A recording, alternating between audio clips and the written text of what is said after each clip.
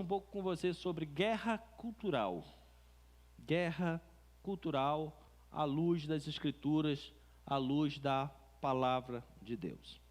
Para iniciar, vamos ler um texto na carta de João. A primeira carta de João, ela é uma carta muito atualizada para os nossos dias. Por quê? Porque o tema básico dessa carta é amor. Se você espremer toda a carta de João, para se tirar uma palavra, sobra a palavra amor. E quando o amor se estabelece, o amor de Deus se estabelece, a libertação, a cura, a quebra de paradigmas, a renovação da mente, há uma nova estrutura estabelecida nas nossas vidas, o medo é retirado, o engano é retirado, porque o amor de Deus faz tudo isso pelas nossas vidas. E ele escrevendo não o Evangelho, estou falando da primeira epístola de João, tá? Que lá no finalzinho da Bíblia. O capítulo 2, o versículo 18, nos adverte sobre esse tempo que vivemos, os últimos dias da igreja na terra. E diz assim: filhinhos, já é, não vai ser daqui a algum tempo, já é a última hora. E como ouvistes que vem o anticristo, também, agora, muitos anticristos têm surgido, pelo que conhecemos que é a última hora. Amém? Um dos sinais, o Senhor deixou inúmeros sinais sobre a sua segunda vinda, seu retorno na terra. Muitos. Quando a gente ministra uma palavra, ela não é só para você escutar, ela primeiro tem que ministrar em nossas vidas. Eu me lembro que alguns anos atrás, em uma festa bíblica, eu fiz um levantamento de todos os sinais que Jesus falou sobre a sua segunda vinda. E eu cataloguei só nos evangelhos e nas epístolas 35 sinais que Jesus falou que aconteceria antes da sua vinda. E nós vimos e chegamos a uma conclusão que todos os 35 já aconteceram. Todos. E um marcante para esse tempo que vivemos é que a Bíblia diz assim: olha, antes da vinda do Senhor, uma das marcas dos últimos tempos é o surgimento do que a Bíblia chama de anticristo. De anticristo. Mas uma coisa nós precisamos começar a entender quando a Bíblia fala sobre anticristo. Quando a Bíblia fala sobre anticristo, nós precisamos fazer uma diferenciação. Quando a Bíblia fala sobre o anticristo e quando fala sobre o espírito do anticristo. São duas situações diferentes, das quais nós podemos averiguar e vamos ver à luz da palavra de Deus que ambas as situações nós já estamos convivendo. Quando nós falamos do anticristo, é uma pessoa, uma personalidade, que pode ser uma pessoa física, como eu acredito que seja, mas também pode ser até uma instituição, que, creio eu, dado os sinais da vinda de Cristo está muito próxima, que já está por aí, atuando, já está por aí, vamos dizer assim, fazendo as suas bases para aparecer no momento certo. E eu vou mostrar para você na Bíblia o que é que está impedindo ele de se manifestar. E a Bíblia também fala sobre o espírito do anticristo, o qual também é advertido pelo apóstolo João para nós. Então eu vou ler um outro texto da mesma epístola de João, a primeira epístola de João, capítulo 4, e o versículo 3, tá? 4, 3. O primeiro texto que eu li de João 2,18 fala sobre a figura do anticristo. Agora fala sobre o espírito do anticristo no capítulo 4. E diz assim: mas todo espírito que não confessa Jesus não provém de Deus. Ao contrário, é o espírito do anticristo, a respeito do qual tendes ouvido que havia de vir e presentemente já está no mundo. Presentemente já está no mundo.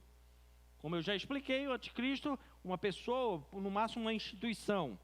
Mas o espírito do anticristo já se trata de um sistema demoníaco que nega a supremacia de Cristo. Nós vimos no texto que a primeira coisa que caracteriza o espírito do anticristo é negar que Jesus é o Cristo. Negar a existência de Deus. todo discurso que nega a existência de Deus, todo e qualquer discurso, teoria, política, sistema que nega a existência de Deus e a pessoa de Jesus como Filho de Deus, que vem em carne na terra, a Bíblia já diz que faz parte desse sistema chamado Espírito do Anticristo, né? O texto já foi lido aí. Todo espírito que não confessa Jesus não provém de Deus. Pelo contrário, este é o espírito do Anticristo, o qual já ouviste falar, que há de vir, está presente no mundo. Já está no mundo. Ok.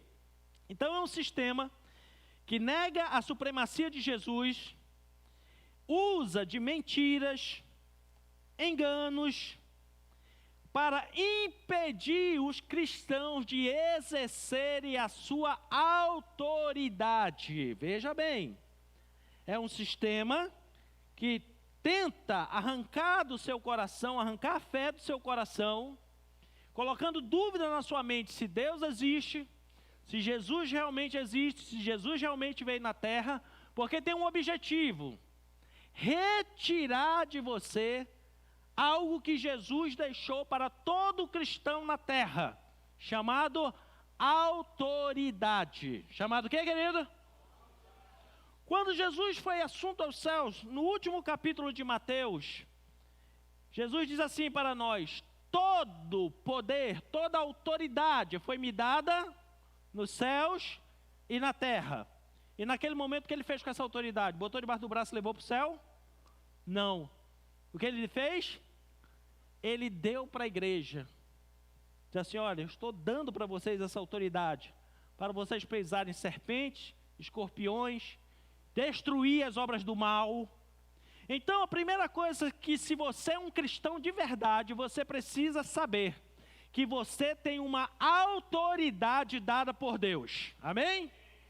Autoridade, querido, para repreender enfermidades, para repreender espíritos malignos, autoridade para vencer, autoridade para abrir portas, fechar portas, autoridade. Todo cristão tem que saber que ele tem um nível de autoridade acima dos níveis de autoridades humanas. Você tem uma autoridade que procede de Deus, do sobrenatural. E o que é que faz esse espírito do anticristo? Ele trabalha para dominar a mente das pessoas, em especial os cristãos, para o cristão esquecer, para o cristão não saber o nível de autoridade que ele tem. Quando você conhece verdadeiramente o Senhor, você exerce sua autoridade. Alguém fala alguma coisa para você destrutiva, fala alguma coisa negativa, você já pega e diz assim: não recebo, em nome de Jesus, está amarrado em nome de Jesus. Não, a palavra de Deus falou o contrário. Ou uma situação que alguém diz que é impossível, você diz: não, mas para o Senhor tudo é possível. Quando você faz isso, querido, você está exercendo a sua autoridade.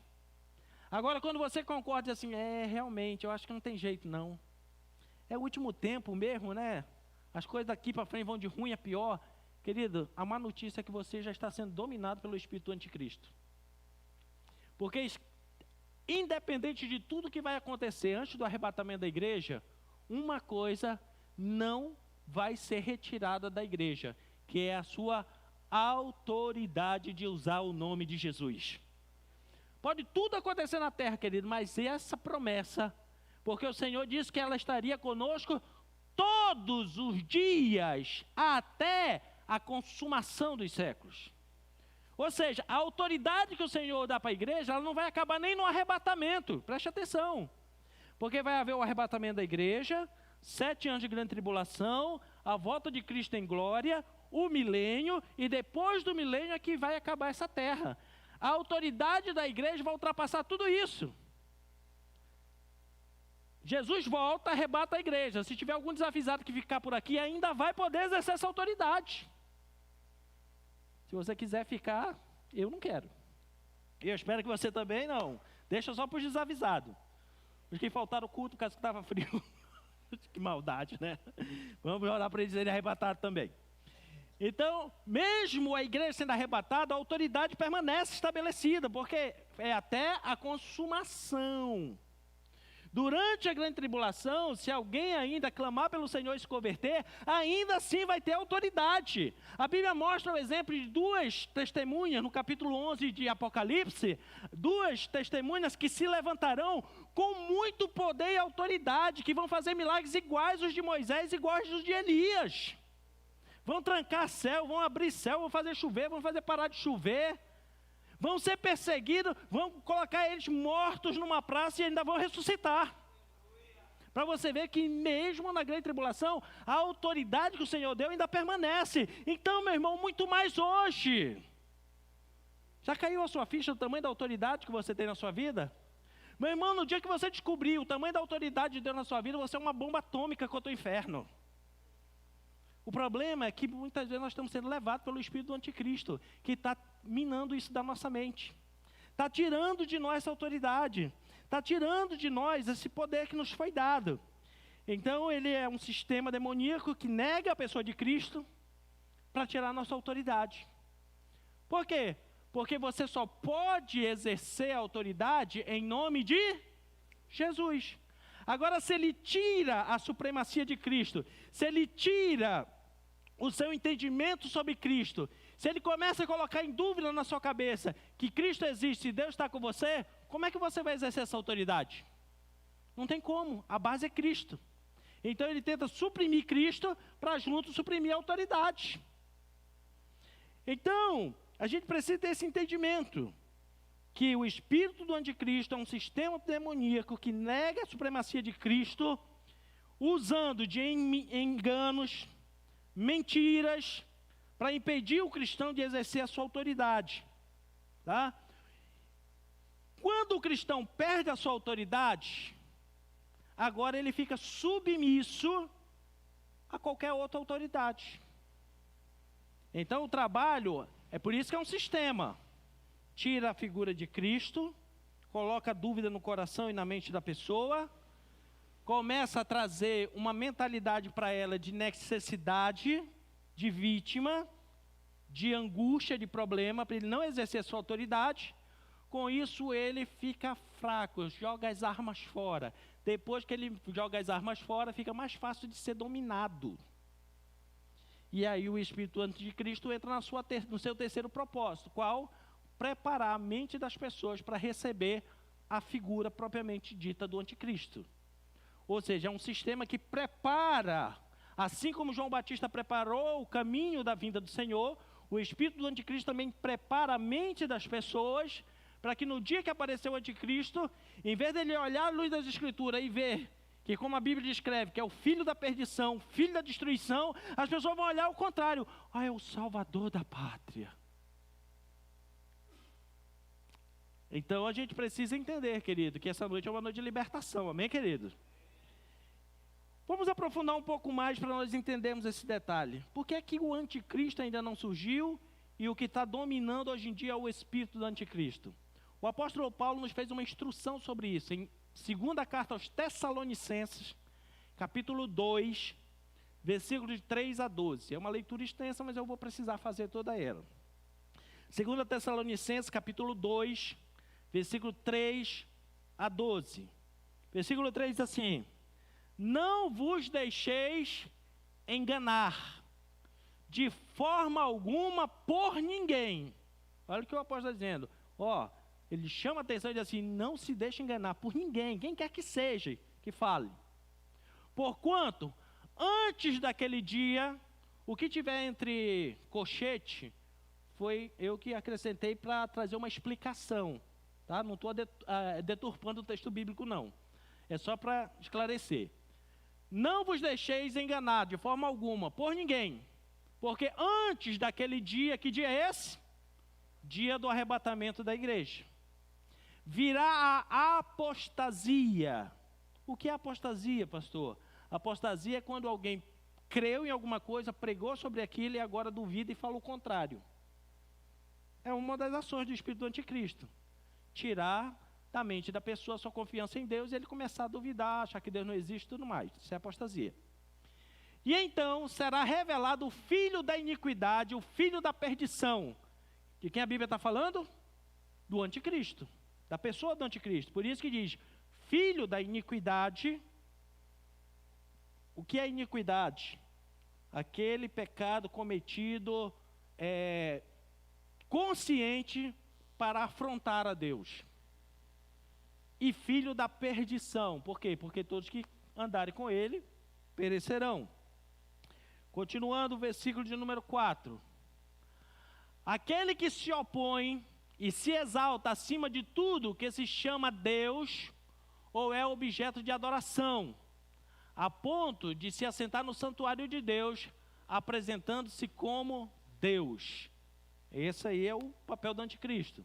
A Bíblia chega a nos revelar quando fala das 70 semanas de Daniel, no capítulo 9 de Daniel, que ele vai fazer uma aliança com a nação de Israel. Depois de 3 anos e meio ele quebra a aliança, se assenta no trono, no templo, e diz assim: eu sou Deus, me adore. Aí você imagina o banzé que vai virar nessa terra. Versículo 5. Não vos lembrais de que eu costumava partilhar convosco acerca desses acontecimentos? Versículo 6. No entanto, vós sabeis o que está detendo neste momento. O que você acha que está detendo o anticristo de aparecer na terra nesse momento? A igreja, exatamente. O que está detendo neste momento? A igreja. Para que ele seja manifestado no seu devido tempo. Que tempo ele vai se manifestar? Depois que a igreja for arrebatada. Arrebatada. Por isso que eu digo que ele já está atuando por aí. Porque eu não estou esperando o arrebatamento da igreja daqui a 30 anos, não. Estou esperando para agora. E se a igreja for arrebatada ainda hoje, esse indivíduo já tem que ter no mínimo uns 35, 40 anos. Tem que ser um político influente no mundo. Então, já está por aí. Versículo 7. Na realidade, o ministério da iniquidade, agora você vai entender, o ministério da iniquidade é a mesma coisa que espírito do anticristo. Falou primeiro do anticristo, agora vem falar do espírito do anticristo. O ministério da iniquidade, que é o espírito do anticristo, já está em ação, restando tão somente que seja afastado o que agora o detém. O que é que detém? A igreja.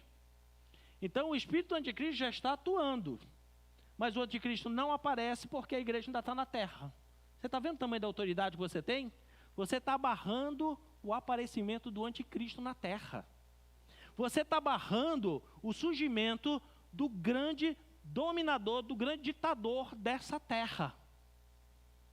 E muitas vezes a gente está choramingando na nossa oração, dizendo: Deus, você esqueceu de mim. Porque a gente não leva em conta o tamanho da autoridade. Querido, nós como igreja estamos detendo, segurando a história. Só vai acontecer se a igreja permitir, se a igreja deixar. É isso que nós precisamos entender. O nível de autoridade que nós temos como igreja do Senhor. Versículo 8 em diante.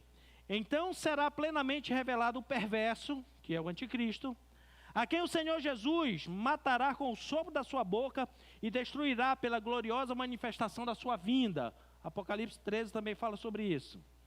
Ora, o aparecimento desse anticristo é de acordo com a ação de Satanás, com todo o poder, com sinais e com maravilhas ilusórias.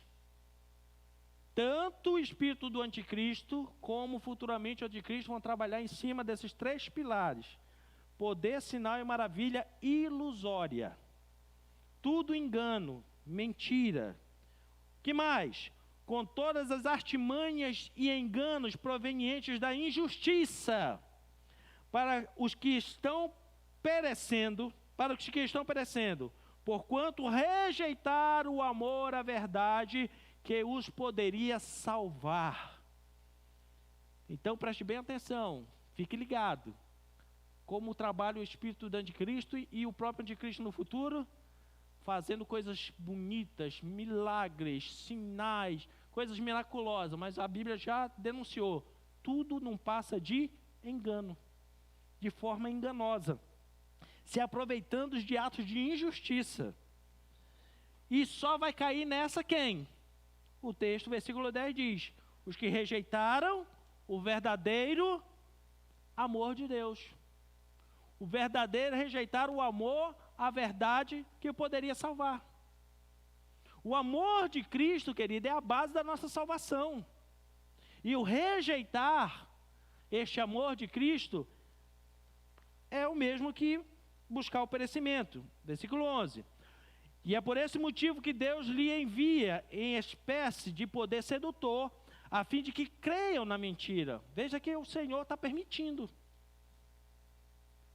Para quê? Versículo 12 responde: para que sejam condenados todos os que não creram na verdade, mas decidiram usufruir dos prazeres da injustiça. Então, por que é que aí você diz assim, mas se Deus é tão poderoso, por que é que Ele permite então o Espírito do Anticristo estar aí? Muito simples, meu irmão, para peneirar, para saber quem é servo de Deus de verdade e quem anda só de fachada querendo os favores de Deus. Simples assim, uma linguagem bem rasa para você entender. Deus permite a atuação do Espírito do Anticristo para revelar quem realmente confia nele, no seu amor, aguarda realmente sua salvação, que crê que não abandona ele por nada. Esse vai ser salvo. Agora, a Bíblia diz que vai ser condenado aqueles que deixarem a verdade de Cristo de lado e passar a usufruir dos prazeres desse engano que o Espírito do Anticristo está trazendo. Porque o discurso do Espírito do Anticristo é bom, é prazeroso. Fala de prazer, sem regras. E aí o indivíduo entra. Só que a Bíblia diz que para esses serão condenados. Então, o Senhor, como eu preguei semana passada, Ele não pega ninguém e diz assim, olha, esse nasceu para ser salvo, esse para ser condenado. Não, Ele coloca e diz assim, ó, a minha palavra é essa. Ande por ela e você está salvo. Ande por ela, creia nela e você está liberto. Agora, se o indivíduo deixa de ir lá e começa a andar em outros caminhos, a culpa não é de Deus, a culpa é da escolha do indivíduo. Diante de tudo isso, querido, eu quero hoje mais enfatizar sobre o espírito do anticristo. E como é que o espírito do anticristo trabalha? No texto de Tessalonicenses, tem as 4 formas que ele trabalha. Depois você pode consultar lá e confirmar. Primeiro, nega a Cristo, nega que Jesus é Cristo, nega que Ele é Deus e se opõe a tudo que é santo e sagrado. Nesse meio está a igreja. Se opõe à igreja, se opõe à figura de Cristo, se opõe aos princípios da palavra de Deus, se opõe a tudo que é santo, transformador, que traz libertação, se opõe a tudo isso. Então a primeira coisa que o espírito do anticristo faz é se opor, negar a Cristo e se opor a tudo que é santo e sagrado. Segunda forma de atuação, age na base do engano, mentira e das maravilhas ilusórias. Nós lemos agorinha. Ele age nessa base, com engano, mentiras e ilusões. Ilusões, para que as pessoas acreditem que está bom, quando na verdade não está nada bom. Terceiro, busca minar as bases da igreja, levando o cristão a não conhecer a sua autoridade em Cristo. Então, em vez de o indivíduo pegar a sua mente, voltar na palavra de Deus e entender o tamanho da autoridade que ele tem em Cristo, não, ele começa a minar de um lado, minar do outro, para o indivíduo começar a ter dúvidas, perder a sua autoridade e achar que é um pobre coitado que está largado no mundo aí. E como é que ele faz isso? Muito simples. Basta plantar no ser humano algo chamado preguiça. Preguiça de estudar a Bíblia, preguiça de orar, preguiça de ler a Bíblia, preguiça de estar na presença de Deus. Preguiça. O negócio está estreitando desde a semana passada, né? Semana passada foi o que nós aprendemos. Qual é o melhor dia para você vir na igreja? Hein? Fala, você não estava aqui domingo? No dia que você está cansado, porque o convite do Senhor é vinde a mim os cansados, estou oprimido, sobrecarregado. Aí no dia que eu não estiver cansado, eu não venho? Não, no dia que você não estiver cansado, quem ama Jesus não precisa de convite para vir na igreja. Agora, quem está balançando é que precisa. E Jesus convida justamente no dia que está cansado. Ele diz, não venha no dia mesmo que você está cansado. E aqui, diz que o espírito do anticristo atua justamente no cristão fazendo com que ele comece a relaxar. Porque, querido, se você pegar firme com Deus, o seu nível de autoridade aumenta. Agora, se você relaxar, o seu nível de autoridade desaba. A forma mais fácil de nós entendermos isso é na hierarquia militar, na hierarquia do quartel. Gama foi militar aqui 30 anos, ele sabe. Ele era sargento. Se ele mantivesse o seu nível de postura, o nível de autoridade dele aumentava ou descia? Aumentava. Agora, se ele fosse daquele relaxado, que chegava lá, atrasado, relaxado, ficava de conversinha com o subordinado, contando piadinha com o subordinado, chutando lá a bunda do subordinado na brincadeira, a autoridade dele diminuía ou aumentava? Diminuía, e muito. Acabava. Mas a postura, a obediência dele fazia aumentar o seu nível de autoridade. Assim nós como igreja. A nossa postura em obedecer a Deus e a sua palavra aumenta o nosso nível de autoridade. Agora, quando nós relaxamos no conhecimento da palavra, nós nem sabemos o tamanho da autoridade que nós temos. E na hora que aparece o problema, que é para você exercer a autoridade, você fica, chama o irmão fulano. Por que muitas vezes, diante de algumas situações, estou eu diante da situação, e aí eu pego e eu olho e digo assim, eu não dou conta disso. Chama o irmão fulano. O irmão fulano que ele vai chamar para orar, repreender o demônio, para ministrar, é mais relaxado do que ele no que diz respeito ao seu compromisso com Deus? É? Não. Você quando está com um problema sério, você chama um crente mais relaxado que você para orar por você? Não chama. Por que não chama? Não é crente igual. Jesus não morreu por ele também? Jesus não deu para ele, abriu assim a porta da autoridade para ele, para mim e para os outros iguais? Sim ou não? Sim. E por que a gente chama o que tem mais compromisso com Deus?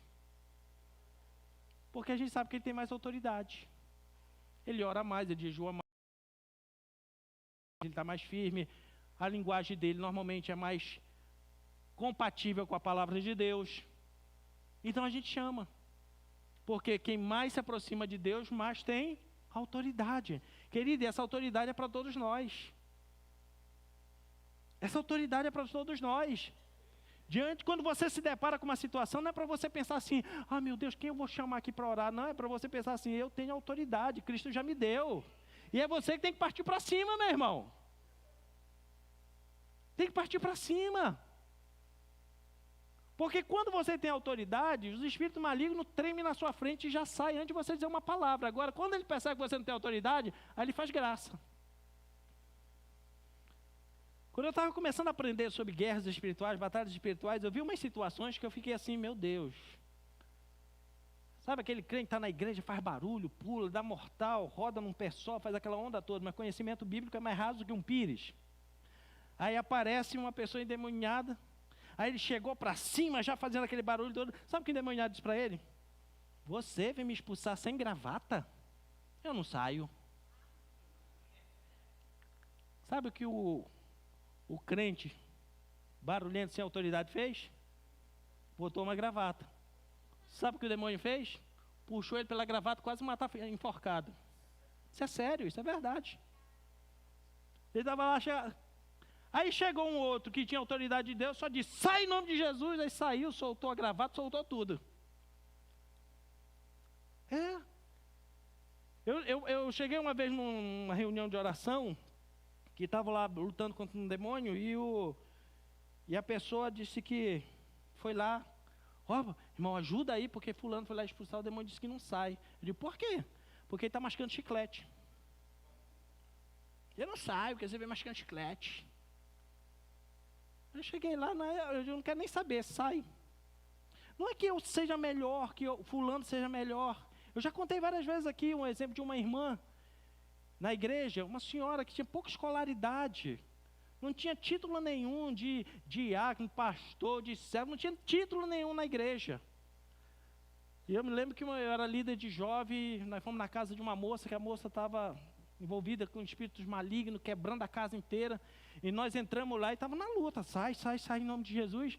E na hora que eu vi que o bicho pegou, o que eu fiz? Mandei chamar quem tinha mais autoridade. Eu digo, vai lá na casa da irmã fulano e chama ela aqui agora. A outra pessoa que estava comigo com mais medo saiu correndo, deixou até o sapato, saiu correndo descalço. Foi lá e chamou. Quando essa irmã entrou na casa, que ela pisou na porta, antes dela dizer boa tarde, sabe o que o demônio disse? É covardia vocês trazerem ela. Fui. E saiu. Depois disso foi que a irmã disse assim, boa tarde, o que é que está acontecendo? E eu só comigo assim, por que a senhora não veio antes? Nessa época eu tinha uns 19, 20 anos, estava começando a aprender sobre a palavra de Deus. E ela chegou lá, falou de Jesus para toda aquela família, sentou na beira da cama, botou a moça deitada no colo dela, passou a mão no cabelo, pegou um pente, cantou um hino lá daqueles de 1900 Guaraná de rolha, penteando o cabelo da moça.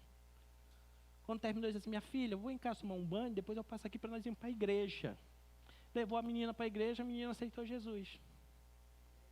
Olha o nível de autoridade de um crente comum, sem título nenhum, porque é um engano a gente pensar, não, o pastor tem autoridade, o irmão fulano tem autoridade. Não, querido, a autoridade é para quem busca comunhão com Deus. E aí, ele veio trabalhar justamente nisso, quebrar a base para que o cristão não conheça a sua autoridade em Deus. E a sua quarta forma de atuar, luta contra todos os princípios estabelecidos na palavra de Deus. Uma das marcas da atuação do espírito do anticristo, todo princípio que a Bíblia coloca, ele bate contra. Se a Bíblia fala de prosperidade, ele traz um discurso de miséria. Se a Bíblia fala da sua posição com Deus, que você precisa caminhar, carregar a sua cruz, que é um princípio, quem quiser vir após mim, tome a sua cruz e siga o Espírito do Anticristo. Não é tudo isso, não. Para Jesus ama, não precisa carregar a cruz. Sempre vai bater o contrário dos princípios da palavra de Deus. Família, um princípio estabelecido por Deus. Vai bater o contrário. Não, família é coisa do passado. E tem até a piadinha pronta, né? Casamento é que nem submarino, foi feito para afundar. São doutrinas que vêm pelo espírito do anticristo. Então, o espírito do anticristo, para se implantar nos dias de hoje, o que é que ele faz? Uma verdadeira guerra cultural. O espírito do anticristo hoje é implantado através do que nós chamamos de guerra cultural, aonde tenta colocar a cultura acima da palavra de Deus.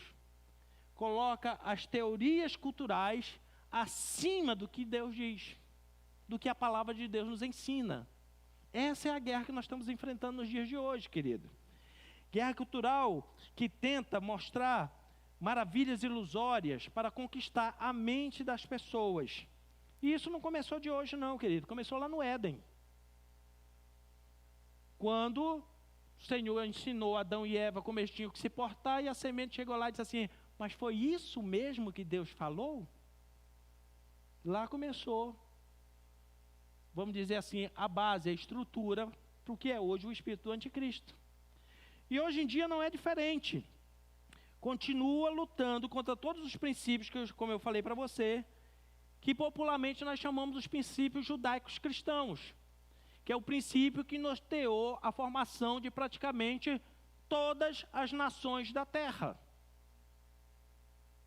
E nós podemos observar hoje claramente, basta ser um bom observador, que lugares onde se guardam os princípios estabelecidos pela palavra de Deus, as coisas andam bem. Nos lugares que não se guardam os princípios da palavra de Deus, as coisas andam mal. Isso tanto numa empresa, numa família, numa igreja, na sociedade, num país, numa nação. A regra é a mesma. E com o passar do tempo, querido, foram surgindo teorias.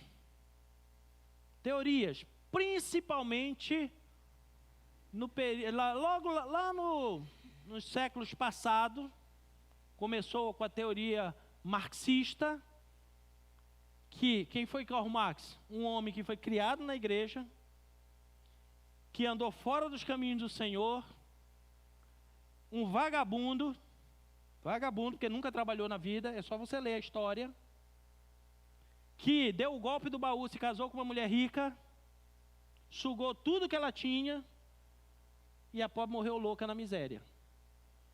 E é um cara desse que faz uma teoria contrária à palavra de Deus, e tem gente que até os dias de hoje quer acreditar. Seria cômico se não fosse trágico. E quando veio o advindo das guerras mundiais, esse indivíduo já tinha morrido, mas ele deixou alguns livros escritos, e apareceram pessoas que fomentaram com uma forma mais, vamos dizer assim, implantaram com mais profundidade as raízes do espírito do anticristo na sociedade. Justamente com o que nós conhecemos hoje como marxismo cultural. Com esse nível de cultura. Por quê? Se aproveitaram das guerras mundiais dizendo assim, está vendo como Deus não existe? Se Deus existisse, Ele ia permitir uma guerra dessa? Se Deus existisse, ia permitir tantos mortos? Não, nós temos que fazer uma revolução. Nós temos que pegar esses conceitos dos cristãos e tudo mais e jogar fora, porque até hoje só provocou guerras e mortes. E a partir de agora nós temos que ter uma nova cultura. E foram implantando como famosos filósofos como Herbert Marcuse, como Antônio Gramsci, dentre outros. E qual é a base de toda essa guerra cultural? O que é que eles se proporam a partir daquele tempo destruir? E você vai ver que aos dias de hoje é o que mais se tenta fazer. Primeiro ponto que eles atacam, Deus. Porque nós já vimos que o espírito do anticristo ele só consegue se implantar onde se tira Deus. Quando você crê em Deus e tem a autoridade de Deus, o espírito do anticristo reina? Não. Mas a primeira coisa que ele faz é negar a Cristo, tirar Cristo. Porque se Cristo estiver lá, ele não tem nem coragem de bater de frente. Mas se Cristo não tiver, opa, campo aberto, desprotegido, infiltra. Então a primeira coisa que tentam é, através do humanismo, do ateísmo, tirar a figura de Deus, a existência de Deus. E a partir, como é que eles tentam tirar Deus do seu coração? É chegando com você dizendo, Deus não existe, você tem que parar de crer em Deus. Não, não é assim. Vem através do relativismo moral. Não é tudo isso, não. Deus é amor. Deus perdoa. Deus não manda ninguém para o inferno, não. Se mandasse, ele era um filho daquela. Mas não. Deus é tão bom, Deus é amor que você pode fazer o que você quiser. Aí o desavisado fica, é verdade, né? Deus é bom, deixa tudo. Aí começa a fazer o relativismo moral, dizendo assim, esquece esse negócio de certo e errado. Esquece esse negócio de certo e errado. Esquece esse negócio de pecado. Pecado não existe também não. É assim que começa. É assim que a guerra cultural trabalha para tirar Deus do coração das pessoas. Não é batendo de frente. É com ilusões, prazeres ilusórios. Levando a pessoa a um segmento de prazeres contrário aos princípios da palavra de Deus. E quando eu resisto? Não, peraí, mas a Bíblia diz assim. Não, a Bíblia diz que isso é pecado. Aí sabe qual é a contra-reação desse relativismo, dessa guerra cultural? Você é um preconceituoso. Você é quadrado, religioso. Você é preconceituoso. E aí começa a taxar você de preconceituoso. Primeiro tenta levar na lábia, no engano. Que Deus não existe, que nada é pecado, tudo está certo, você é livre, você pode fazer o que você quiser. Na hora que ele vê que você tem a autoridade de Deus, aí ele tenta rotular você. Você é preconceituoso. Você é cheio de preconceito. Vocês, crentes, são homofóbicos. Não é assim? Mas deixa eu dizer uma coisa para você. A Bíblia, e nós que conhecemos a Bíblia, não temos nenhum problema com as pessoas homossexuais. Amamos porque são filhos de Deus. O que nós não aceitamos é a prática, porque essa é condenada na palavra de Deus. Mas a pessoa nós não temos nenhum problema. Nenhum. Esse dia eu estava na academia, o rapaz falou, eu vejo tanto a sua igreja, tal, eu tenho vontade de ir lá, mas o senhor sabe, né, da minha condição. Eu digo assim, você é meu convidado. Mas se eu chegar lá, as pessoas vão ficar olhando. Eu digo assim, se alguém olhar e falar mal com você, eu ponho a pessoa para fora, você fica no lugar dela. Você é muito bem-vindo na nossa igreja. E essa pessoa já veio, já gostou e está querendo voltar. E eu estou indo no mesmo horário que ela. Estou esperando você na igreja, que dia você vai aparecer de novo. Porque eu não tenho nada com outras pessoas. Na maioria das vezes, essas pessoas são vítimas do quê? De um abuso, de um trauma, da ausência paterna, que precisam mais de afago, carinho, amor, de que ser repelida. Então, nós não somos homofóbicos, nós somos fiéis à palavra de Deus. Aí rotulam, porque você é um negacionista. Eu nego, realmente. Nego qualquer influência do inferno e declaro a palavra de Deus como verdade. Aí quer ver outro rótulo que está na moda? Você é fascista. Alguém sabe dizer aqui o que é fascismo? Fascismo é um sistema de governo do qual o governo se impõe sobre a pessoa e domina as ações da pessoa. Eu não sou nem governador de nada, como é que eu sou fascista? Você é genocida, é outro rótulo que está na moda, né? O que é um genocida? Genocida é aquele que persegue e mata um grupo devido à sua condição étnica. Isso é genocídio. Por exemplo, eu olho para um grupo de pessoas e digo assim, eu não gosto de índio, vou lá e mato os índios. Isso é genocídio. Não faça isso porque eu sou descendente de índio, viu? Não queira matar os índios não, porque senão eu vou entrar no pacote junto com eles. Então, não faça. Então, eu começo a botar rótulos preconceituosos em você, que você tem que parar e dizer assim, mas isso não serve para mim. Eu não faço parte disso aí. E aí o que é que eles tentam fazer para apresentar um substituto para Deus? Esse negócio de você ficar orando, pedindo para Deus, jejuando, buscando Deus, clamando por Deus, faz isso não. Precisa não. Tem alguém que pode substituir Deus na mesma hora, que vai fazer por você melhor. Quem? O Estado, o governo. Olha, vamos fazer aqui uma revolução e o Estado vai dar tudo para você. Você agora vai ter tudo. Vai pegar tudo de todo mundo, colocar todo mundo por igual e vai distribuir para todo mundo por igual. Lembra que eu falei? Conversas ilusórias, utopias, mentiras, enganos. E aí tenta colocar o Estado acima de Deus, como se ele fosse solucionar todos os problemas da humanidade. Então, o primeiro ataque é contra Deus. Segundo ataque, nessa guerra cultural, para tirar a sua autoridade, atacam a família. Por quê? Porque família é uma criação feita por quem? Por Deus. E o modelo da família começa com um casamento monogâmico. Criou Deus, Adão e Eva. Não foi Adão e Ivo. Foi Adão e Eva. Para casarem e procriarem, terem filhos. Para eles foi dito para encher a terra, para nós tem que ir com calma que a terra já está bem cheia. Então, tira o pé do acelerador, tá? Mas tenha casamento monogâmico, tá? Controle aí a quantidade de gente aí na sua família. Porque em todos os lugares onde existe família forte, família estruturada, a sociedade vai bem ou vai mal? Vai muito bem, obrigado. Agora, onde há famílias desestruturadas, a sociedade vai mal. Alguns dias atrás eu fiz aqui uma rede de homens. Glória a Deus pelos que vieram, mas pelos que não vieram, precisam ter entendimento. O tema da rede era, o mundo precisa de um pai. Por que o mundo precisa de um pai? Eu trouxe uns dados que eu vou até repetir aqui para você entender.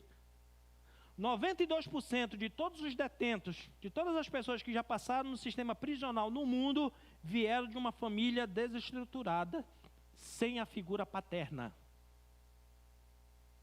92% das pessoas que já passaram numa cadeia vieram de uma família desestruturada, sem pai. A culpa não é de Deus.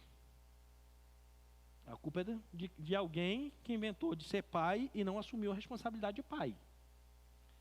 62% dos suicídios no mundo vêm de famílias que têm ausência do pai. 62% dos suicídios vêm de famílias com ausência paterna. 72% dos crimes cometidos contra a família, como feminicídio, homicídio entre parentes, violência doméstica, são cometidas por homens que não conviveram com seus pais.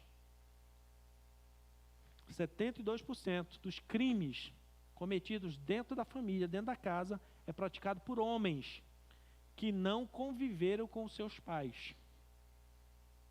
É muito, né? Hoje, no mundo, 32% das crianças no mundo não conhecem o seu pai biológico. Não conhece seu pai biológico. Mas essa desconstrução familiar, querido, faz parte dessa guerra cultural. Eu falei agora de uns camaradas, e teve um chamado Antônio Gramsci, que ele dizia o seguinte,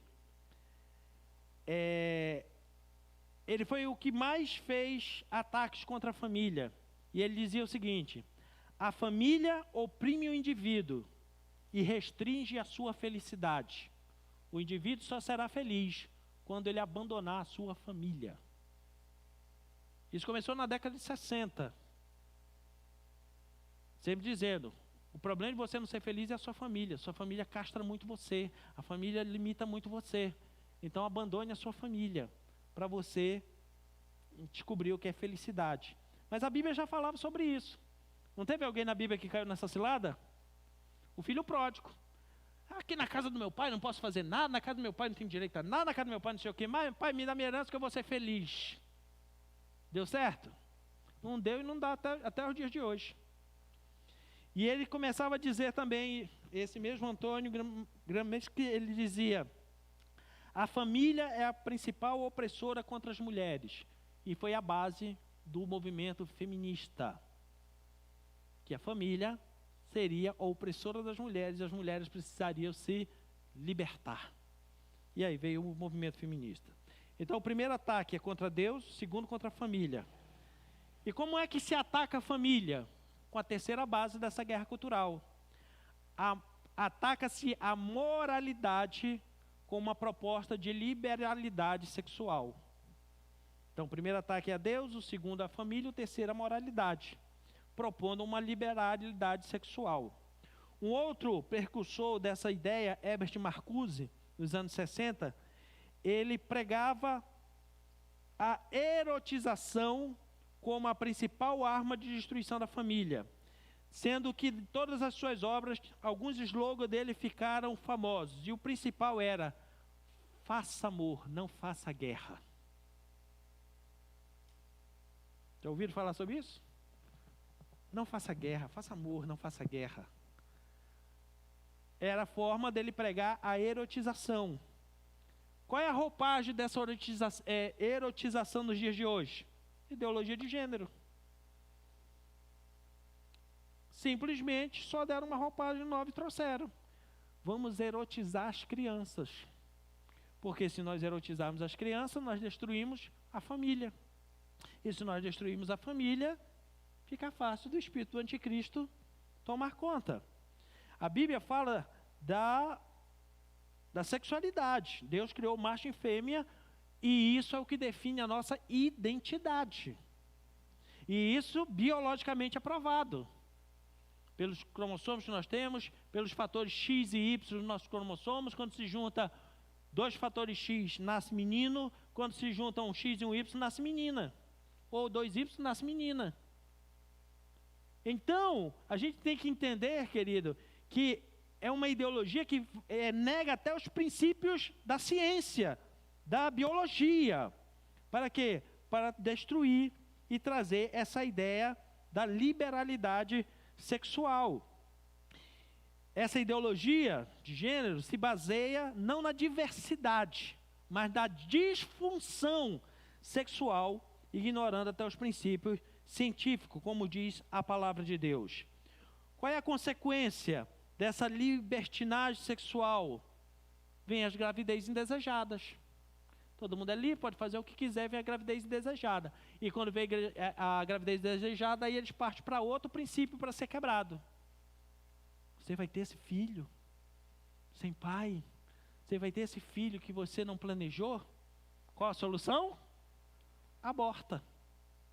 Quebra outro princípio. Assassinato contra inocente. E você já viu na Bíblia que toda vez, em todo lugar que se matou inocente, provocou a ira de Deus? Olhe de ponta a ponta na Bíblia, todos os lugares em que se matava inocentes, se matava crianças, provocou a ira de Deus. Quando o Senhor deixou o povo ficar 430 anos escravos no Egito, o povo clamava, e Deus lá de cima só olhava e não fazia nada. Quando Deus se levantou de lá e disse assim, para, agora chega. Quando o faraó mandou matar as crianças. Quando o faraó mandou matar as crianças, Deus se levantou e disse assim, agora para. Não vai parar? Manda praga. Manda uma, manda duas, manda três, manda quatro, manda cinco, e deixa o meu povo ir. O que provocou a ira de Deus para que ele ouvisse o clamor do povo foi quando o faraó começou a matar as crianças, matar os inocentes. Porque todas as vezes que se mata criança, se mata inocente, se provoca a ira de Deus. A Bíblia mostra de outras civilizações antigas que matavam crianças. Os filisteus matavam criança em sacrifício a Baal. Os filisteus existem hoje? Foram riscados do mapa. Deus acabou com eles. Os assírios também matavam crianças nos seus sacrifícios. Existem hoje? Deus riscou eles do mapa. Os moabitas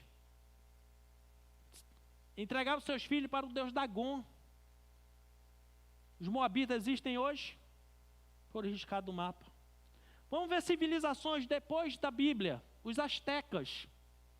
Os astecas matavam crianças nos seus rituais. Os astecas existem hoje? Foram riscados do mapa. Porque todos os lugares onde há morte de crianças inocentes provoca a ira de Deus contra aquele lugar. Todos. Vejam nos dias de hoje. Os países que estão liberando aborto, o que é que está virando? Veja a Argentina. Veja a Argentina aqui do lado. Faz 3 anos que liberaram o aborto. Está com uma inflação de 69%. Se você está reclamando que tem pombo por aí, manda lá para a Argentina, que lá estão pegando para comer, porque não tem mais comida. O país está entrando na miséria.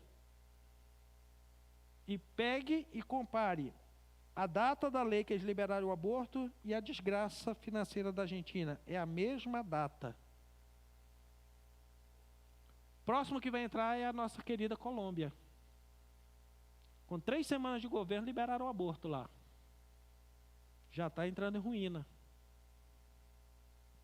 Por quê? Porque onde se mata criança, se provoca a ira de Deus.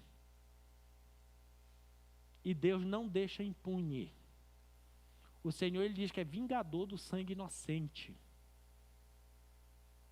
Então nós não podemos, como igreja, aceitarmos tal situação. Porque senão, vem a ira de Deus sobre nós. Qual é o quarto ataque? O primeiro ataque dessa guerra cultural é contra Deus. O segundo, contra a família. O terceiro é contra a moralidade. Quarto ataque é contra a sua mentalidade. Eles tentam arrancar da sua mente uma mentalidade bíblica de prosperidade e colocar dentro da sua mente uma mentalidade de escassez. Porque a mentalidade da Bíblia, a Bíblia nos fala sobre abundância. A Bíblia, Jesus disse que se nós crermos nele e andarmos com ele, nós teremos vida abundante nessa terra, sim ou não? E depois a vida eterna. Querido, a promessa de vida abundante é nessa terra. Você nasceu para ser abundante e próspero nessa terra. Essa é a doutrina bíblica. Mas nessa guerra cultural eles começam a bater e trazer uma ideia de escassez. Começa a fazer guerra de classes. Mas deixa eu dizer uma coisa para você, querido. Se você quer prosperar, não tenha inveja de quem é rico. O Senhor te dá a receita completinha na Bíblia para você prosperar, sim ou não? Temer a Ele, ser fiel nos seus dízimos e ofertas. Aí o indivíduo não teme a Deus, quer ser infiel e quer prosperar e fica com raiva do que prosperou. Mas pastor, o ímpio lá prosperou e ele não faz nada disso. Pois a Bíblia também fala sobre ele. Que no dia que o Senhor soprar vai ser como folha espalhada no vento. Mas você pode vir guerra, tempestade, o que vier, você está firme no Senhor. O princípio bíblico, querido, é da meritocracia. Lembra da parábola dos talentos? O Senhor deu 5 talentos para um, 2 talentos para outro e 1 talento para o outro. E o texto lá fala com todas as letras. Para cada um conforme a sua capacidade. Quer ser próspero? Então se capacite. Se capacite para ser próspero, meu irmão. Ah, mas eu não tive chance de estudar. Se capacite nos estudos, tudo bem. Mas a primeira coisa que você tem que capacitar é a sua. Porque tem gente, querido, que está no meio da riqueza, mas a mente é de pobre, de necessidade. E ser pobre não é ofensa, viu? Antes que alguém fale besteira aqui. É um estado que você pode modificar. Ok? Porque tudo começa na sua mentalidade. Mentalidade. Então, na mentalidade de escassez, a mentalidade bíblica é de abundância, de prosperidade. Mas nessa guerra cultural tenta implantar nas pessoas uma mentalidade de escassez, da qual o indivíduo ele é incapaz. E se ele é incapaz de produzir riquezas, vamos pegar a riqueza de todo mundo, dar para o Estado, e o Estado vai dividir para todo mundo por igual. Isso é chamado comunismo. Já foi tentado o comunismo em 50, se falha a memória, 59 países no mundo. Sabe quantos deu certo? Nenhum. E somando todos esses países, sabe quantas pessoas morreram debaixo do regime comunista? Mais de 100 milhões de pessoas. Ou seja, coloca todo mundo com a mente de escassez, todo mundo lá embaixo, porque o nivelamento não é por cima, querido, é lá embaixo, não se iluda não. E na hora que alguém grita, mata. Outro grita, mata. Mata. Ninguém pode piar. Veja o que está acontecendo aqui na nossa vizinha Venezuela, meu irmão. As pessoas vêm fugindo de lá para cá, quando chega na fronteira do Brasil, queridos, o negócio está tão grave que as pessoas estão fugindo para Roraima, que é um dos estados mais pobres do Brasil. Eles não estão fugindo de lá para os Estados Unidos, eles não estão fugindo para a Europa, eles não estão fugindo para São Paulo, eles estão fugindo desesperados para chegar na fronteira de Roraima. E quando chegam lá, em média, estão 15 quilos mais desnutridos do que uma pessoa normal. E as mães que precisam passar com seus filhos? Que têm que submeter aos abusos sexuais da polícia durante todo o trajeto. E ninguém pode falar nada, porque senão é morto. É essa guerra que nós estamos enfrentando, querido. Uma mente de escassez, que coloca as pessoas bem-sucedidas como fosse seu inimigo. Na mente de escassez, eles tentam colocar na cabeça do empregado que o patrão é o inimigo dele. Não, querido. O patrão é a porta que Deus abriu para você. Ore por ele, abençoe ele. Fale de Jesus para ele, ministre na vida dele. Porque a Bíblia mostra que tinha gente na Bíblia, tinha parábola de Jesus, que o patrão era ruim, mas que a pessoa foi fiel e o Senhor recompensou. Então, não pode ter essa mentalidade, mas é a mentalidade de escassez. Quando você tem a mentalidade do reino, a mentalidade de prosperidade do reino de Deus em você, o que é que você faz pelo seu patrão? Você ora, você abençoa ele, e você trabalha na ausência dele igual como ele estivesse na presença. Porque gente com mente de escassez, o patrão faz uma coisa, na hora que ele não está, cruza o braço e diz assim, eu quero que se lasque.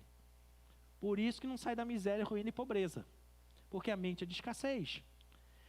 Então, querido, deixa eu dizer uma coisa para você. A desgraça da pobreza mundial não é por causa dos ricos, é por causa da corrupção. E todo Estado que domina se torna corrupto. E onde há corrupção, há morte, há fome. Países como o Brasil, preste bem atenção no que eu vou dizer, querido, para quebrar até um mito da sua cabeça.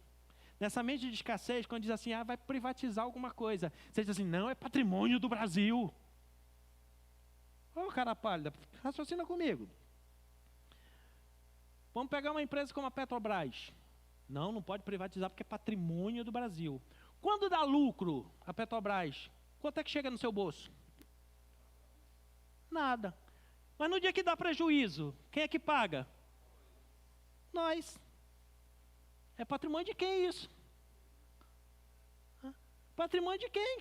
Na hora que dá prejuízo eu tenho que pagar, na hora que dá lucro eu não recebo nada. Já era para ter vendido há muito tempo.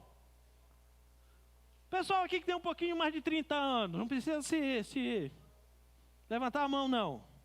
Você que tem mais de 30 anos, quando você nasceu, tinha telefone na sua casa? Quando muito tinha um telefone na casa do vizinho, né? A gente dava o telefone do vizinho, aí o vizinho pegava e mandava o molecular. Não era o celular, era o molecular, mandava o moleque avisar lá na casa. Seu parente está ligando lá em casa, vai ligar daqui a 5 minutos de novo. Aí a gente chegava na casa da pessoa e dizia assim, com licença, eu posso atender o telefone? O senhor anota aí, quando vier a conta eu pago. Não era assim? Sim, você sabe que é, não disfarça não que tu é desse tempo. Aí privatizaram a Telebrás, porque a Telebrás era que era a dona de tudo. Aí eu pergunto, quem aqui não tem telefone hoje? Pastor, eu tenho até 2. Né? Porque você sabia que hoje tem mais linha telefônica no Brasil do que gente? Nós somos 215 milhões de pessoas, tem 240 milhões de linha. Tem mais telefone no Brasil do que gente. Por quê? Porque privatizou. Que é isso? Mentalidade de prosperidade, meu irmão. Mas na mentalidade de escassez, não, é patrimônio do Brasil. Patrimônio mais rouba, meu irmão. Em país corrupto não pode haver estatal. Porque estatal só serve para ser cabide de corrupto, meu irmão. Então, pastor, mas o senhor deveria estar pregando sobre outra coisa. Não, querido, isso é libertação de mente. Antes de você dizer que não, aprenda. O espírito do anticristo é para tapar a sua mente. É para você ficar com a mente fechada, acreditando nas mentiras que falam. Sabe por quê, querido? Eles pregam uma mente de escassez e não de prosperidade, não de abundância. Porque quando você tem mente de abundância, para você ter mente de abundância e prosperidade, você tem que ter uma marca. Sabe qual é a marca? Responsabilidade. Não existe gente com mente de prosperidade e abundância que não assuma responsabilidade. Você só prospera se você assumir responsabilidade. Vamos voltar na parábola dos talentos? Deu 5 talentos para um. Aquele homem foi responsável ou não com os talentos? Foi, multiplicou para 10. O outro recebeu 2. Tinha mentalidade de responsabilidade? Tinha, na sua limitação, multiplicou para 4. E o que pegou 1 talento? O que ele fez? Escondeu, enterrou. Tinha mentalidade de responsabilidade? Não. Ele tinha mentalidade do quê? De vitimismo. E o vitimismo não tem responsabilidade com nada. Mas é bom para fazer um choro e uma justificação. Eu não prospero porque ninguém me ajuda. Eu não prospero porque não me deram meu Bolsa Família. Eu não prospero porque eu nasci num lar pobre. Mente de vítima. Mente de vítima. Meu irmão, se você quiser, um dia eu vou trazer aqui as fotos do lugar que eu nasci. Eu nasci numa rua chamada Doutor Veiga, no bairro dos Jurunas. O nome do bairro já é feio, é nome de índio. De índio eu posso falar, porque eu sou índio, tá? Você não pode. Você não é índio, eu posso. Num bairro que para chegar em casa, a gente andava... Lá não tinha rua, tinha estiva. O que era estiva? Era uma área alagada, onde se construía aquelas casas chamadas palafita. Estiva era uma pontezinha estreita. Quando passava dois, a gente dizia, ô, tudo bem? E passava. Se caísse lá, meu irmão, já era. É isso aí. Quando chovia na minha casa, quando chovia na rua, que enchia a casa, mamãe botava a gente deitado na rede. E aí a gente ficava balançando na rede e ficava conferindo. Olha, uma cobrinha passando. Jacarezinho passando. Esse negócio está boiando, está fedendo. Era o que passava dentro da minha casa. Eu me fiz de vítima, meu irmão. Eu tinha 6 anos de idade. Aí nós saímos de lá. Fomos morar no sertão do Piauí. Que meu pai foi ser pastor no sertão do Piauí. Passava o carro-pipa uma vez por semana. Enchia os baldes de água. Quando chegava assim, finalizando a semana, o carro-pipa passar de novo, cada um em casa tinha direito a uma lata de óleo, 900 ml para tomar banho. Era o banho checo. Checo, checo, checo, checo. Está resolvido. Mamãe molhava a toalha e passava na gente para limpar. Era para tirar poeira. Só para tirar poeira. Mas eu com 6 anos de idade, na porta da igreja, passou um avião. Eu olhei para aquele negócio, fiquei encantado e disse assim, eu vou andar nesse negócio.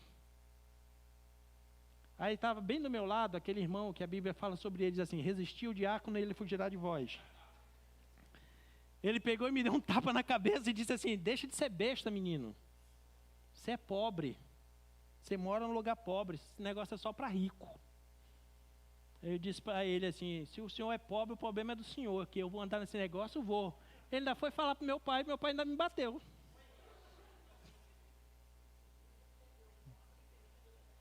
Por quê? Porque quando o indivíduo tem mente de vítima, você responde para ele e ainda fica ofendido. Agora, quem tem mente de abundância, meu irmão, pode falar, xingar você está andando e prosperando. Amém? Mas tenta implantar em você essa mentalidade de vítima, querido. Na mente de prosperidade, exige que você tenha maturidade e responsabilidade. Se você tem maturidade e responsabilidade, com uma mente de prosperidade e abundância, meu irmão, você pode ter de tudo na terra. Você pode vencer em tudo. Se você tem responsabilidade, você pode até ser um cidadão armado. Não tem nenhum problema. Agora, quando se tem mente de vítima, aí não, querido. Porque a mente de vítima, ela só deseja uma coisa para ela: impunidade. Não responder pelos seus atos. Quem tem mente de vítima é assim. Ela não quer responder pelos atos dela nunca ter trabalhado, nunca ter estudado, nunca ter se esforçado. Ela não quer responder. Ela quer que alguém responda no lugar dela, que alguém seja culpado no lugar dela. Né? Esses mesmos caras que eu já falei para você, Marcuse, Gramsci, eles diziam assim, para dominar uma sociedade, não ataque os quartéis, ataque as ideias. Ataque as ideias. Meu irmão, se tem uma coisa que eu e você todo dia precisamos preservar é a nossa mente em Cristo. Por isso que a Bíblia diz que nós precisamos renovar a nossa mente. Porque quando você renova a sua mente cada dia vai se tornar mais próspera e abundante. Você vai experimentar a boa, perfeita e agradável vontade de Deus para a sua vida, meu irmão. E a bênção do Senhor não acrescenta males, diz a palavra de Deus. É o que nós precisamos experimentar na nossa vida. E para nós finalizarmos, eles já atacaram Deus, atacaram a família, atacaram a moralidade, atacaram a sua mente, para trazer uma mente confusa, de vítima, de escassez. E o quinto ponto que eles atacam, a livre iniciativa. De você ter liberdade de montar o seu negócio, de prosperar, de ser um empreendedor, de aproveitar as necessidades, as oportunidades. para prosperar. Na nível de iniciativa, você pode se tornar um empreendedor, você pode produzir sua própria riqueza. E aí eles trazem de volta aquela burocratização do Estado. Não, tudo tem que passar pelo governo, tudo tem que passar pelo Estado. E aonde há Estado burocrático, nós temos corrupção. Até uns anos atrás, aqui no Brasil, para você abrir uma empresa, você demorava cerca de 3 meses. 3 meses. Põe papel daqui, põe papel dali, põe papel acolá, não sei o que mais, paga taxa aqui, paga taxa ali, paga taxa acolá. Demorava 90 dias para você abrir uma empresa. Se você quisesse, com toda essa burocracia, adiantar, dar mais velocidade para a abertura da sua empresa, o que é que a pessoa que trabalhava lá na burocratização dizia para você? Vai morrer um carqué aí, não? Não vai molhar o pé da planta? Não é assim? Eu me lembro que eu fui uma vez abrir um CNPJ e o camarada pegou e disse assim para os meus documentos. Disse, está tudo certo o documento? Ele diz assim, está tudo certo os seus documentos. Mas seus documentos são muito corajosos. Ele disse, Não, a gente gosta quando o documento chega aqui covarde. Porque normalmente quando o documento está covarde, ele traz reforço. Ele traz uma onça pintada junto. Era assim. Hoje nós estamos no Brasil, querido, que você abre uma empresa em 3 dias. E se você não sabe, fique sabendo. Se você abrir um empreendimento, for lá na prefeitura, fizer aquele protocolozinho e ele não der o alvará de funcionamento, você já pode funcionar. O problema é deles, não é seu. Eles que continuam com a burocracia deles. Só com o papelzinho que você pediu, você já pode funcionar seu estabelecimento. Aí acaba a corrupção. Por quê? Porque você tem livre iniciativa. Você pode ter livre iniciativa para adquirir bens, imóveis, para ser bem sucedido na vida, querido. E eu concluo essa palavra dizendo, entenda que nós estamos em guerra. Efésios capítulo 6, versículo 12 diz que a nossa guerra não é contra a carne, nem contra o sangue, mas contra o quê? Principados e potestades nas regiões celestiais. Querido, nós estamos enfrentando, não é só uma guerra cultural no Brasil, não. Nós estamos enfrentando uma guerra que também é espiritual. Porque eu provei para você que as bases da guerra cultural são as mesmas bases da atuação do espírito do anticristo. A nossa guerra hoje, querido, não é uma guerra cultural, não é uma guerra política. Nós estamos lutando contra o espírito do anticristo. E por isso nós precisamos nos posicionar como igreja do Senhor. Sabe por quê? Porque o espírito do anticristo, ele vem lutar contra a mente da pessoa para tirar os conceitos da Bíblia e colocar outros conceitos no lugar. Posso lhe dar um exemplo? Posso. Um conceito dessa estrutura do espírito do anticristo que botou na cabeça dos crentes e tirou o conceito bíblico. Você já ouviu falar por aí que crente não tem que se meter em política? Sim ou não? Me dá um versículo na Bíblia que diz isso. Isso. Me dá um versículo na Bíblia que diz que crente não pode entrar em política. Mas eu vou te dar versículo no Novo e no Antigo Testamento que Deus mandou entrar na política. Me dá um versículo. Você está vendo como o espírito do anticristo entra até na igreja? Se a gente demole? Porque tem muita gente por aí dominada pelo espírito do anticristo que diz assim, não, porque o crente não pode entrar na política. Antes de mais nada, eu gosto muito do significado das palavras. A palavra política, ela vem do termo grego, politeia. Você que estudou um pouquinho, não fugiu da escola. Como é que se chamava as cidades na Grécia? Polis. Polis. Por isso que vem as palavras metrópolis, megalópolis. Polis significa cidade. Política vem da palavra polis e da palavra teia. Polis quer dizer cidade e teia, cuidar do que é público. Então, política nada mais é do que você cuidar das coisas públicas da cidade. Isso é política. Aqui na língua portuguesa, nós temos palavras e nós temos antônimos. Não é antônio, é antônimos. Professor de português, me ajude se eu estiver errando. O que é um antônimo na língua portuguesa? É uma palavra que é o contrário da palavra. Bom, mal ou ruim. O antônimo é o oposto. A palavra polis quer dizer cuidar das coisas públicas da cidade. Sabe qual é o oposto da palavra politeia no grego? É a palavra idiotes. Você lembrou do quê? Sabe o que significa a palavra idiotes no grego? Você pode... se você está achando que eu estou inventando, pega um vídeo do Mário César Cortella. Ele explica tudo isso para você. Está no YouTube aí. Sabe o que significa a palavra idiotes? Aquele que se fecha em si e permite que outro decida no seu lugar. Esse é o idiota. Sabe que o espírito do anticristo transformou muito crente em idiota?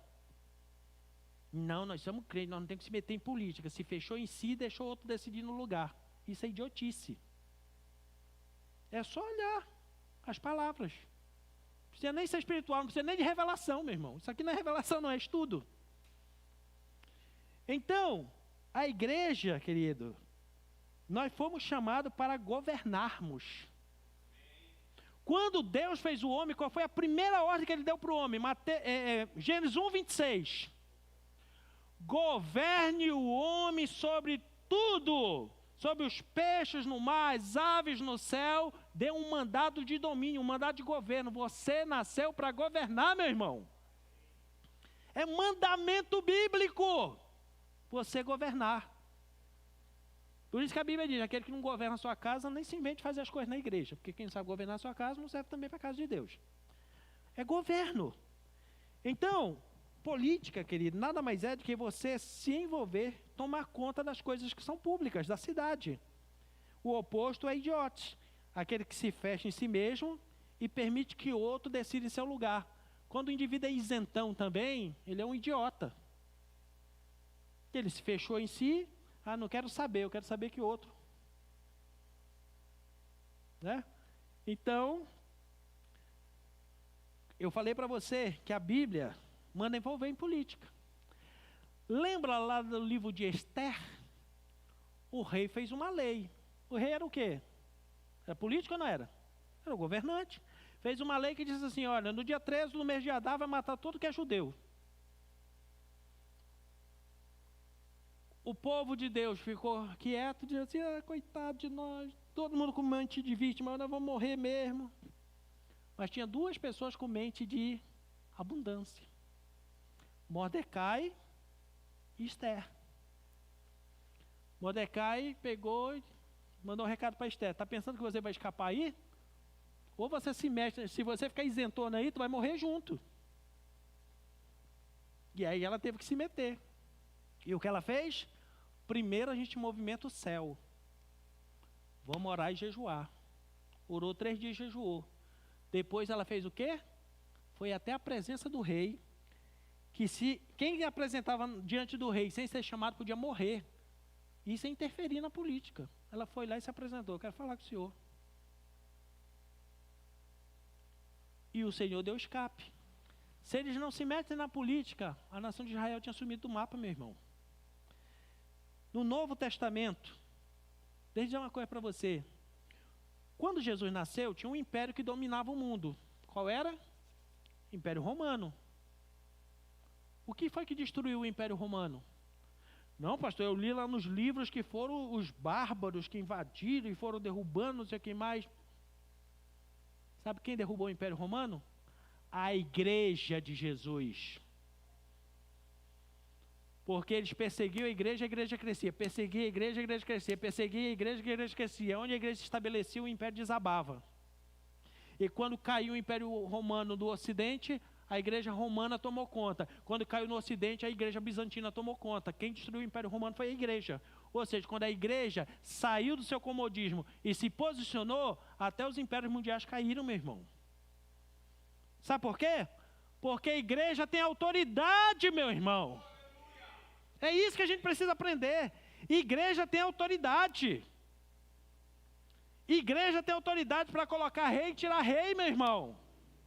A igreja tem autoridade, porque nós temos não só uma guerra natural, nós temos autoridade na guerra espiritual, e nós já aprendemos aqui nessa igreja, que as coisas só acontecem na terra quando primeiro acontece onde?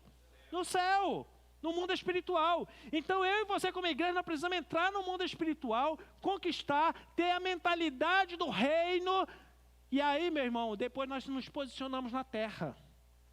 E quando nós nos posicionamos na terra, querido, o Senhor respalda aquilo que nós fazemos. Queridos, esses são os últimos dias da igreja na terra. Nós temos uma guerra contra o espírito do anticristo. E o espírito do anticristo, ele trabalha contra a sua mente, colocando princípios na sua mente contrários da palavra de Deus, retirando o que é da palavra de Deus e colocando outras instruções lá dentro. Instruções baseadas onde? Em mentiras, enganos e ilusões. Como eu já provei para você, conseguiu colocar dentro da igreja a mentira, a ilusão que a igreja não pode se envolver nas questões políticas da cidade. Pelo contrário, querido, a igreja tem autoridade para isso. Tem autoridade. Jesus, quando esteve na terra, antes de morrer, quando prenderam ele, levaram diante de quem? Pilatos, que era autoridade política, diante de Herodes. E ele chegou lá e se posicionou. Não chegou lá tirando o chapéu para eles, Senhor, é autoridade aqui. Não. Você é rei de Israel? Tu dizes. Que mais? Estou aqui para fazer a vontade do meu pai que está no céu. Você só está aí porque meu pai permitiu. Então é isso que a gente precisa entender, nos posicionarmos como igreja. Nós estamos na última hora, querido. A guerra cultural que nós vivemos hoje também é uma guerra espiritual contra o espírito do anticristo. Então, queridos, deixa eu dizer uma coisa para você. Hoje, nós como igreja precisamos falar de política. Para amanhã nós temos a autoridade de falar de Jesus. Nós precisamos hoje falar de uma mentalidade de prosperidade. Sabe por que eu estou pregando essa palavra hoje aqui, meu irmão? É para que amanhã o teu filho coma numa mesa próspera e não numa lata de lixo. Dói, mas você precisa ouvir isso. Eu estou pregando essa palavra aqui para que o seu filho coma o melhor dessa terra. Para que o seu filho seja próspero. Para que a tua descendência seja mais próspera do que você foi. E não para nós nos isentarmos e depois vermos os nossos filhos fugindo desse país, porque não tem comida. Onde já se viu, querido? Quer ver uma outra coisa que falam aqui no Brasil que você precisa ter consciência? Ah, não, porque esse negócio de plantar muito no Brasil, o negócio está acabando com o meio ambiente. Isso é tudo mentira. Você sabe quantos % de terra no Brasil se usa para o agronegócio, para plantar e ter comida na sua mesa? Só 14%. Só 14%. Você sabe qual é o país no mundo que mais tem matas preservadas? Brasil. Só a área preservada na Amazônia cabe a Alemanha, a França, e a Inglaterra e a Bélgica junto, lá dentro. Lá eles acabaram com tudo, agora quer dar ordem aqui no que é nosso. Mas enquanto tiver a igreja de Jesus, não vão dar ordem aqui não. Porque aqui manda o Senhor dos Exércitos, o Senhor do Brasil, que se chama Jesus Cristo. É essa posição que nós precisamos ter, meu irmão. É essa posição que nós precisamos ter. Ter essa mentalidade. Quando você ouvir falar por aí, a partir de hoje, peraí, não acredita em tudo não, meu irmão. Entenda, o espírito do anticristo está aí para tentar me enganar. Deixa eu ir na fonte, ver se é verdade. Vê o que é que a Bíblia fala sobre isso. O que é que nós temos que entender sobre isso? Eu estou hoje falando, querido, em guerra cultural para você, porque as armas do anticristo é para tentar dominar a sua mente e levar você para a escravidão. Mas a palavra de Deus é para você conhecer a verdade te libertar e você verdadeiramente ser livre. É para isso que nós temos a palavra de Deus. E a última coisa que eu vou dizer para você, goste você ou não. Querido, nós estamos num tempo decisivo na nossa nação. Daqui a 2 semanas nós vamos decidir o futuro da nossa nação. E eu e você como igreja precisamos nos posicionar. E não é, preste bem atenção, não caia no engodo que o único voto importante seu é de presidente. Nessa eleição, você sabe qual é o voto mais importante que você tem? É o de senador. E eu vou te explicar por quê. A nossa Constituição no Brasil tem uma regra de pesos e contrapesos. Um poder tem que fazer contrapeso para o outro. O Senado é o que faz contrapeso com o Supremo Tribunal Federal. O Senado é que julga ministro do Supremo e ministro do Supremo é que julga os senadores. Contrapeso. Quando nós temos um Senado cheio de corruptos e eles quiserem fazer alguma coisa contra o Supremo, o que é que o Supremo faz? Nós temos aqui uns processinhos seu aqui, ó, um bocado por sinal. E aí, vai querer mexer com nós? Aí o que o Senado faz? Que é isso, amiguinho. Ó, paz e amor. Tudo certo. Nós não mexemos com vocês. Aí o Supremo diz assim, beleza, então nós vamos botar dentro da gaveta aqui o seu processo. Tudo certo, pode continuar roubando. Está tudo certo. Mas isso ninguém te conta, né? É preciso vir para a igreja para aprender, porque aqui é lugar de libertação. Agora, se você votar num Senado agora, senadores, que não tem rabo preso com o Supremo, eles podem pegar todos aqueles bandidos que estão lá, representantes de facções criminosas, e botar na cadeia. É sério. Muito sério. Então, eu e você precisamos nos posicionar, porque, meu irmão, com todo amor, vou lhe falar, mas se você vota em deputados, senadores, governadores, presidentes de partido que defende aborto, que defende ideologia de gênero, que defende mentalidade de escassez, que defende todos esses absurdos, você tem que aceitar Jesus de novo, porque você nem crente você é. Você não pode nem se dizer que é cristão. Agora, quando você se posiciona, você vê a mão do Senhor estendida. Porque onde o justo governa, o povo se alegra. Mas onde o ímpio, ainda mais ligado com o espírito do anticristo, governa, o povo geme. Eu quero orar hoje com você, para você entender que é muito mais do que um voto que vamos ter daqui a 2 semanas. É uma guerra cultural, que na verdade tem uma guerra espiritual por trás. O espírito do anticristo está para preparar o caminho do anticristo. Mas não é em cima de nós que ele tem que preparar, não. Ele que se vir para lá. Nós não vamos dar mole para ele, não. Nós vamos exercer a nossa autoridade como igreja de Jesus. E quando você exerce autoridade sobre a igreja de Jesus, o Senhor coloca governante e tira governante. Quando você exerce sua autoridade como igreja de Jesus, as portas do inferno não prevalecem contra a igreja do Senhor. Quando você exerce a sua autoridade, querido, você e a sua casa são benditas no Senhor. Quando você exerce a sua autoridade como igreja, nenhuma arma forjada prevalecerá contra a sua vida, meu irmão. Nem contra a sua casa, nem contra a sua família, nem contra a igreja do Senhor. Então hoje é dia de nós levantarmos e entendermos uma coisa. Estamos em guerra. E a guerra não é contra carne, sangue, contra pessoas, não. A nossa guerra é contra o espírito do anticristo, que já está dominando esse mundo. Mas eu e você temos a mente de Cristo. E com a mente de Cristo nós vamos vencer acima de todas essas adversidades. Fique em pé, eu quero orar com você em nome de Jesus. E nós vamos orar hoje pela nossa mente. Porque quando a nossa mente é renovada, e essa palavra hoje é para renovar a mente, é renovar conhecimento. Renovar a nossa mente, renovar o nosso conhecimento, a fim de entendermos a boa, perfeita e agradável vontade de Deus.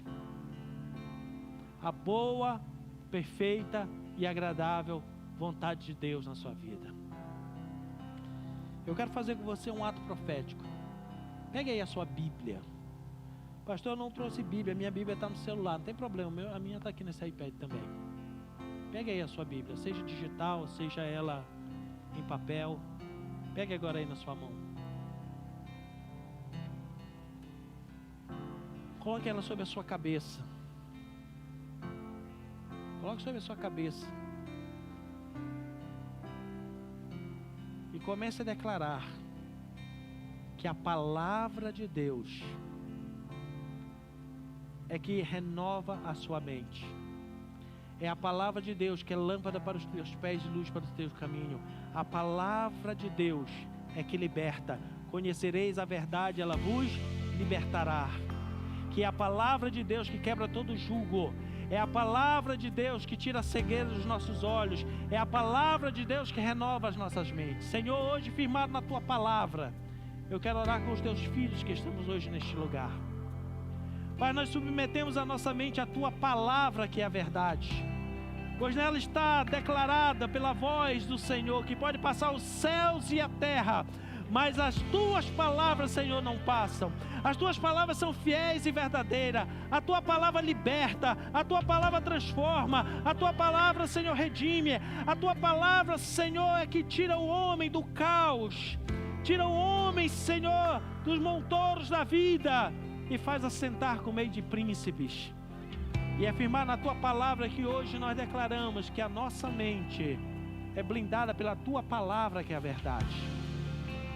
Que as ideologias das guerras culturais não dominarão a nossa mente, mas que a nossa mente é protegida pela tua palavra. Senhor, que a nossa mente possa guardar a tua palavra, possa, Senhor, assimilar a tua palavra, e no dia da adversidade, Senhor, a tua palavra seja trazida, Senhor, à nossa mente, ao nosso entendimento. O teu Espírito Santo cumpra a promessa de nos fazer lembrar daquilo que nós aprendemos da tua palavra, e pela tua palavra nossa fé seja renovada. Que pela tua palavra, Senhor, aumente o nível de autoridade na boca dos teus filhos. Que pela tua palavra, Senhor, haja uma palavra profética na boca de cada um deles, Senhor. E pela tua palavra, Senhor, nós estaremos firmes e não seremos abalados. Pela tua palavra, Senhor, esta nação é declarada que pertence ao Senhor. Que nenhuma das palavras proféticas, Senhor, para esta nação hão de passar desapercebida. Nós declaramos, Senhor, que esta nação é um celeiro de profetas. É a terra do último avivamento que vai espalhar pelas nações da terra. É uma nação firmada na tua palavra. Que os princípios que formaram esta nação, que são da tua palavra, não serão roubados, mas que seremos uma nação estabelecida na tua palavra, que é a verdade. E pela tua palavra seremos livres, e a nossa mente será livre para adorar e para bendizer o teu santo, bendito e poderoso nome. Se você assim crer, querido, celebre ao Senhor e dê um grito de liberdade neste lugar, em nome de Jesus. Oh, aleluia! Glória a Deus! O espírito do anticristo já está, mas não fique com medo, porque o que detém o espírito do anticristo é a igreja. Bata no peito e diga assim: eu sou igreja. Você tem autoridade para barrar todas as artimanhas do espírito do anticristo. Você pode barrar com a sua oração, você pode barrar com o seu jejum, você pode barrar com o seu conhecimento da palavra de Deus, você pode barrar com a autoridade profética da sua boca, você pode barrar com libertação, libertando a sua mente e libertando de outras pessoas também. Pois a Bíblia diz: se o Filho vos libertar, verdadeiramente sereis livres. Ninguém vai escravizar esta nação, porque está firmada na palavra de Deus. Ninguém vai escravizar uma nação, que se declara que Deus está acima de todas as coisas. Creia nisso. Tome posse. Ore esses próximos 15 dias, querido. Ore. Jejue. Faça ato profético. Movimente os céus. E nós vamos ter o resultado na terra. Vamos ter resultados de dias felizes, da sua casa feliz, da abundância do Senhor, fartura na tua mesa. Ah, meu irmão, na tua casa vai se cumprir o Salmo 128. Feliz o homem que teme ao Senhor. Ele comerá do melhor com o suor do seu trabalho. Seu trabalho não vai ser penoso, não, vai ter muito resultado, meu irmão, em nome de Jesus. Esse salmo diz que a sua família, a sua mulher e os seus filhos serão como plantas de oliveira ao redor da sua mesa. Aleluia. E o Senhor vai te abençoar desde Sião. E você vai ver os filhos dos seus filhos e a paz em Jerusalém. Isso envolve todas as áreas da sua vida. Esse salmo vai se cumprir na sua vida quando você se posicionar com a autoridade de Deus em nome de Jesus. E o caminho é esse, não tem outro. É Jesus. Se tem um anticristo, é porque ele está se opondo ao verdadeiro Cristo. E esse Cristo não é para ficar pendurado numa parede. Esse Cristo não é para ficar sendo contada uma história dele. Esse Cristo é para morar no seu coração. É para ser o principal morador da sua casa. É para ser o teu guia, teu instrutor. É para ser o teu libertador. E isso, para que isso aconteça, nós precisamos ter responsabilidade com Ele. Assim como Ele teve conosco, nós precisamos ter com Ele. E começa quando eu recebo Ele no meu coração como Senhor e Salvador. Se você ainda não fez isso, faça hoje. Receba o Senhor Jesus no seu coração, para ser o teu Senhor e teu Salvador. E que a sua mente seja conduzida por Ele, seja liberta por Ele, de uma forma sobrenatural. Se você quiser tomar essa decisão hoje, tome. Receba o Senhor Jesus no seu coração. Faça uma aliança com Ele. Caminhe com Ele. Permita que Ele mude a sua mentalidade, a sua mente. Se até hoje as mensagens que chegaram até você foi que você vai ser derrotado, que não vai prosperar, não vai crescer, não vai nada, querido, o Senhor Jesus diz assim, ó, aprendei de mim. Não aprenda dessas teorias que diminuem você, que aprisiona você. Aprenda do Senhor Jesus, que é manso e humilde de coração, que traz descanso para a sua alma, que traz libertação para os cativos, cura os enfermos. É desse Senhor que nós precisamos aprender. Que você o guarde no seu coração de uma forma tremenda e sobrenatural, em nome de Jesus. Então vamos